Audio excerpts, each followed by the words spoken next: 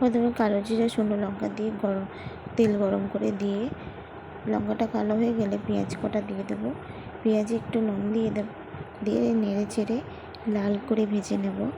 লাল করে ভাজা হয়ে গেলে শাক কটা দিয়ে ভালো করে চাপা দিয়ে নেড়ে চেড়ে নামিয়ে নেব। শাক ভাজা আমার কমপ্লিট। তারপরে মাছটাকে ভেজে নিয়েছি আর এখানে মাছ কটা ভাজছি। তারপরে কাঁচা লঙ্কা বাটা, গোটা কাঁচা লঙ্কা, কালো জিরে, হলুদ, জিরে তেলে দিয়ে ভালো করে ভেজে নিয়ে সর্ষে বাটাটা ঢেলে দেবো। প্রয়োজন মতন জল দেবো, দিয়ে মাছ কটা দেবো আর বেগুন কটা ভেজে তুলে রেখেছি।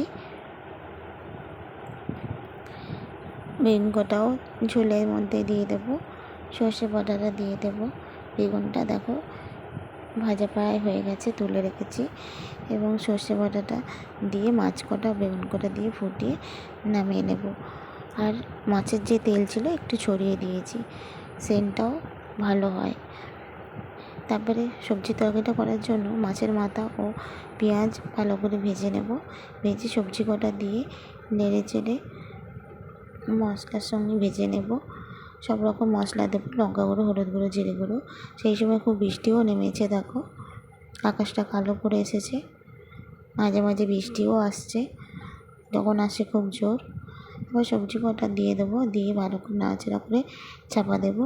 সব রকম মশলা দিয়ে ভাজা হয়ে গেলে লঙ্কা গুঁড়ো, হলুদ গুঁড়ো, জিরে গুঁড়ো সব দিয়েছি, কাঁচা লঙ্কা বাটা দিয়ে ভালো করে ভেজে নেব। নিয়ে একটু চাপা দেবো, প্রয়োজন মতন জল দিয়ে মাছের মাথা দিয়ে সবজি তরকারিটা আমার কমপ্লিট, ফুটিয়ে নামিয়ে নেব।